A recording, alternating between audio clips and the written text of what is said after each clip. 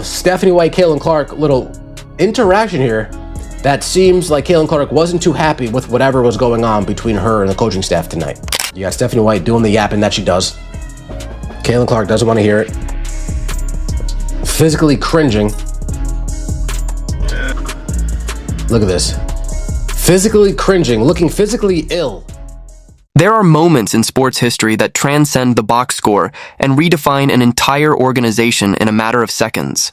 When the arena lights are burning bright and millions of fans are watching every single breath you take, the pressure inside the building becomes almost suffocating.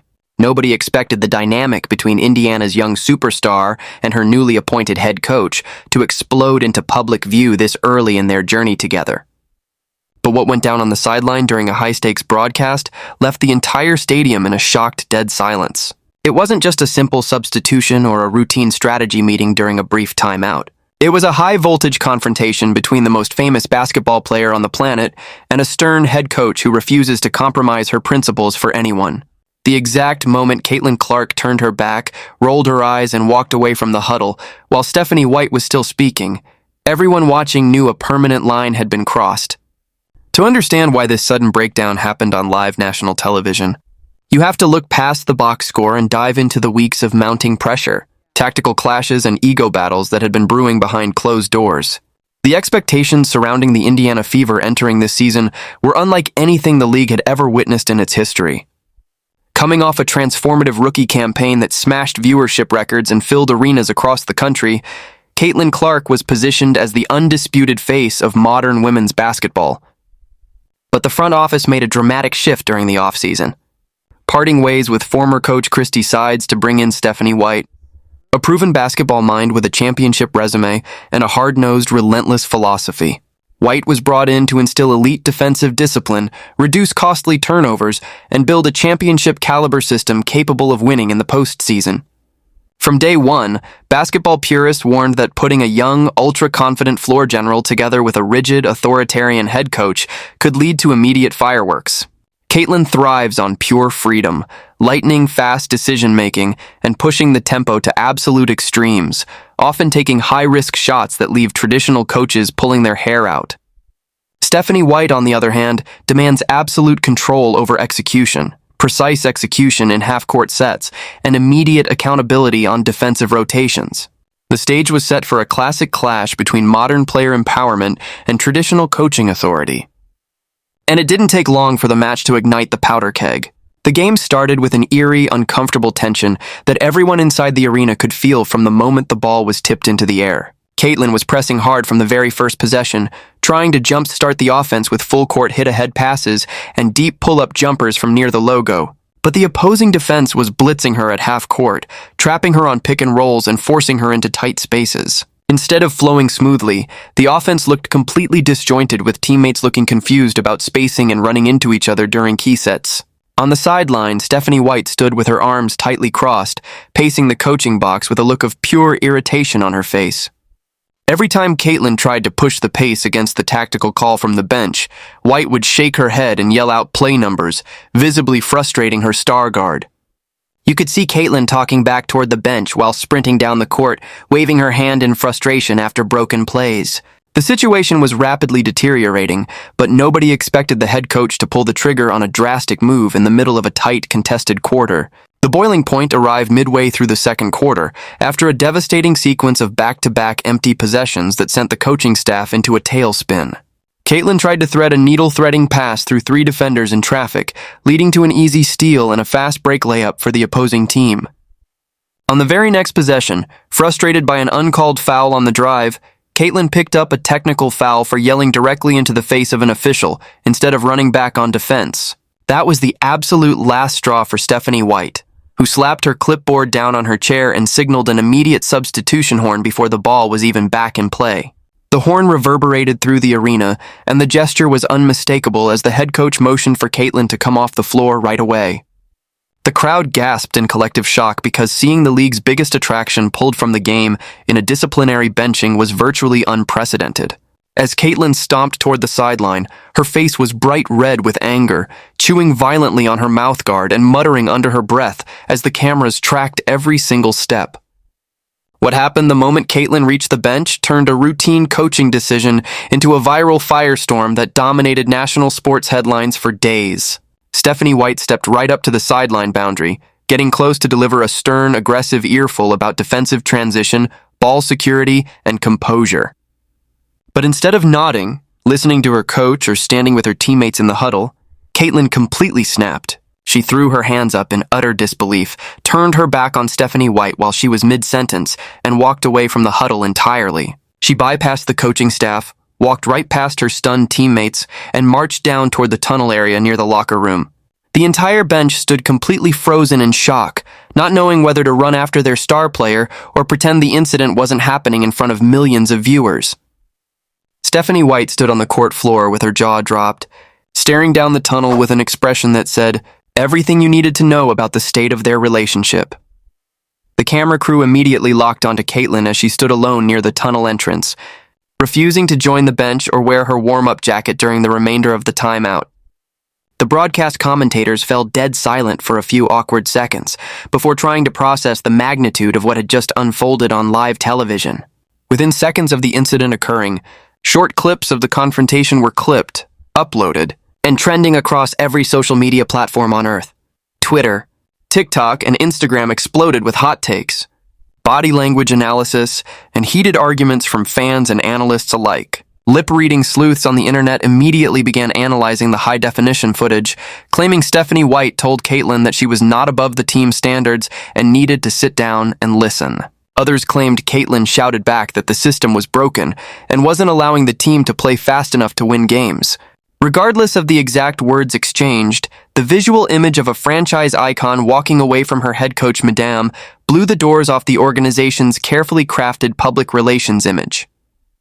When the game resumed after the commercial break, the atmosphere inside the building was unbelievably awkward and tense. Caitlin was finally shown sitting on the far end of the bench structure, completely isolated from the rest of the coaching staff, with a towel draped heavily over her head. She didn't participate in high fives during timeouts. She didn't look at the tactical whiteboard, and she completely ignored the assistant coaches who tried to lean in and offer words of encouragement. Meanwhile, Stephanie White stalked the sideline with an icy, unforgiving posture, directing the 4 remaining players on the floor while refusing to turn around and look at her benched superstar. The crowd began chanting Caitlin's name loudly, demanding that the head coach put the fan favorite back into the action to save the game. But White held her ground, leaving Caitlin on the bench for the remainder of the quarter to prove a point about authority, respect, and organizational hierarchy. It was a cold, calculated power move designed to establish who runs the basketball team, but it carried colossal risks for the franchise's long-term future.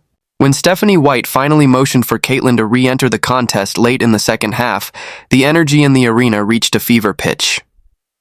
Caitlin checked back into the game without looking at the coaching box, stepping onto the floor with a dark, vengeful intensity in her eyes. She played the remainder of the fourth quarter with an aggressive, almost angry play style, firing deep pull-up shots from well beyond the three-point line and driving violently into the paint against heavy contact. Every time she scored, she kept her head down, refusing to celebrate with the bench or look toward the coaching staff for play calls. She was essentially running her own offense out on the court, ignoring the set plays called from the sideline and using her pure talent to force the team back into the game. While her individual scoring numbers exploded in the final minutes, the overall team chemistry looked completely shattered, with teammates looking uncertain about where to position themselves during her solo runs. When the final buzzer sounded, signaling a tense and uncomfortable conclusion to the contest, Caitlin didn't stay on the court for a single second. She didn't shake hands with the opposing players. She didn't wave to the thousands of young fans wearing her jersey, and she completely ignored the post-game broadcast interview request. She sprinted straight down the tunnel into the locker room before the coaching staff or her teammates even stepped off the playing floor. The media contingent rushed to the press conference room, knowing that the post-game interviews would be an absolute battlefield of questions regarding the sideline meltdown. Every single reporter in the building had their laptops ready and recorders out, waiting to see how the coach and the superstar would address the giant elephant in the room. The atmosphere in the press room was electric with anticipation. And when Stephanie White finally stepped up to the podium, you could hear a pin drop in the room. When Stephanie White took the microphone, She maintained a stone-cold, business-like demeanor that refused to yield an inch to the media circus. When reporters immediately pressed her on the benching and the visual confrontation on the sideline, White didn't back down or make excuses for her star player. She stated firmly that internal standards apply to every single player wearing the uniform regardless of their status, contract size, or fame. She emphasized that turnovers, emotional outbursts, and defensive lapses will not be tolerated if the organization wants to build a sustainable championship culture. When asked specifically about Caitlin turning her back and walking away from the huddle mid-aim, White gave a brief, terrifyingly cold response, stating that player conduct is handled internally and walked off the stage. Her refusal to sugarcoat the situation or protect Caitlin from criticism sent shockwaves through the sports media landscape, signaling that this was an all-out battle for control of the locker room. A few minutes later, Caitlin entered the press room looking exhausted, angry, and completely drained by the ordeal. Sitting under the harsh lights of the press room, she kept her answers extremely short, monotone, and defensive while staring straight ahead at the table. When asked about walking away from her coach during the timeout, Caitlin brushed it off as heat of the moment competitiveness, claiming that everyone involved wants to win, and emotions naturally run high during tough games. But when reporters asked if she agreed with the benching or felt supported by the coaching staff's tactical system, her body language told a completely different story. She gave brief one-word answers, avoided giving any praise to the coaching staff, and made it crystal clear that she felt restricted by the slow-paced, micromanaged offense being enforced from the sideline. The interview ended abruptly after just a few minutes, leaving reporters with no doubt that a massive rift was dividing the organization from top to bottom. In the days following the game, national sports television networks and top sports podcasts dedicated hours of coverage to analyzing the fallout of the incident. Major sports analysts were deeply divided on who was truly at fault for the public meltdown that embarrassed the franchise. Old-school analysts and former players lined up behind Stephanie White, arguing that no player, no matter how famous or talented, should ever disrespect their head coach on national television. They argued that if a coach loses authority over their superstar, they lose the entire locker room and team discipline completely collapses. On the flip side, modern media figures and hyper-loyal fans fiercely defended Caitlin, claiming that a generational talent who single-handedly elevated the entire league should never be publicly humiliated by a coach's ego. They pointed out that forcing a superstar driver to play in a slow, restrictive system is tactical suicide, and that the organization should cater to Caitlin's unique strengths rather than trying to break her spirit. Behind closed doors, rumors began circulating from league insiders that the tension inside the locker room was reaching an all-time high. Unverified reports suggested that veteran players on the team were feeling caught in an impossible situation between supporting their head coach's standards and staying on good terms with the franchise cornerstone.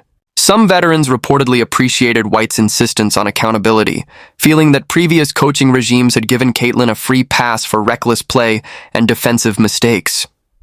However, other players were concerned that the public drama and tension were destroying team morale and making the environment toxic to play in. Front office executives were reportedly holding emergency meetings to figure out how to manage the crisis before it impacted sponsor relationships, season ticket renewals, and team performance on the court. When a franchise invests millions of dollars and its entire future into a single generational asset, a fallout between the star player and the coach becomes an existential threat to the entire business model. To truly grasp the severity of this situation, you have to look at historical precedents where generational superstars clashed violently with authoritarian head coaches early in their careers. We saw similar explosive dynamics play out between legendary figures like Phil Jackson and Kobe Bryant, Eric Spoelstra and LeBron James, or Doug Collins and Michael Jordan. Great championship coaches understand that elite, hyper-competitive athletes possess an obsessive drive to win that often manifests as intense frustration when things aren't going well. The fire, confidence, and absolute defiance that make players like Caitlin Clark extraordinary on the court are the exact same traits that make them incredibly difficult to manage from the bench. The true test of a championship head coach isn't asserting total dominance or breaking a superstar's spirit. It's learning how to channel that explosive competitive rage into a structured winning formula without destroying the player's natural instincts. If Stephanie White and Caitlin Clark can find a way to compromise and respect each other's vision, this explosive incident could eventually be looked back on as the painful birth of a legendary championship dynasty. However, if neither side is willing to swallow their pride and make tactical concessions, the consequences for the Indiana Fever could be completely catastrophic. In today's modern sports era, player empowerment gives transcendent superstars unprecedented leverage over franchise decisions, roster construction, and coaching hires. If a superstar player feels that a head coach is actively hindering their growth, enjoyment, or success, history shows that the coach is almost always the one who gets pushed out the door first. On the other hand, if an organization repeatedly fires head coaches to appease a young player, it creates a dangerous culture where no coach can ever establish true authority or discipline. The front office finds itself walking a razor-thin tightrope, trying to balance the long-term authority of their head coach with the happiness and freedom of the biggest icon the sport has ever seen. The corporate sponsors, league executives, and millions of fans around the world are watching closely to see which direction the organization will swing as the team prepares for their upcoming road schedule and another slate of nationally televised games. Every single detail on the Indiana bench will be dissected like never before. Body language experts, camera operators, and rival teams will be watching every timeout, every substitution, and every subtle interaction between Caitlin Clark and Stephanie White. Will the head coach compromise her rigid principles and give her star floor general the keys to run a high-speed, unstructured offense that unleashes her full potential? Or will Caitlin adjust her mindset, embrace the defensive intensity and half-court discipline demanded by her coach, and show the world that she can win within any system? One thing is absolutely certain. The fireworks on the sideline are far from over, and how this high-stakes power struggle resolves will shape the future of the Indiana Fever, the WNBA, and the legacy of Caitlin Clark forever.